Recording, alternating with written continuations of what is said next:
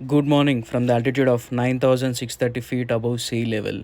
నిన్న night GUI stay తర్వాత morning లేసి మన నెక్స్ట్ డెస్టినేషన్ చిలాపాడ లొకేషన్కి మనం స్టార్ట్ అయిపోతాం. గుయి టు చిలాపాడ అనేది shortest ever travelling in the entire trek. ఎందుకంటే ఇది just 2.5 kilometres and 3.5 hours of trekking మాత్రమే ఉంటుంది. ఎలాగో షార్టెస్ట్ డిస్టెన్సే కాబట్టి ట్రెక్కింగ్ కూడా రిలాక్స్డ్గా చేస్తాం.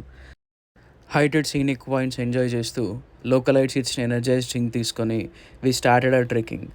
చిలాపడ అనేది closest point to the snow mountain. ఇతనే మనకి local forest Guardian come రాయితల్ లోకలైట్.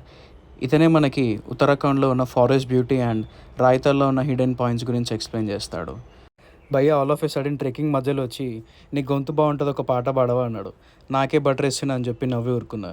He's a trekking friend Bagheera. Meet our trek leaders Bagheera and Tyson. Leaders అని ఎందుకన్నా అంటే మనకంటే ముందు అవి నడుస్తాయి. మనం ఎక్కడైనా దారి తప్పిపోయినా అవి మళ్ళీ మన దగ్గరకు వచ్చి కరెక్ట్ పాత్వేని చూపిస్తుంది. ముందు చెప్పినట్టే చిలాపాడ అనేది స్నో మౌంటైన్స్కి దగ్గరగా ఉంటుంది.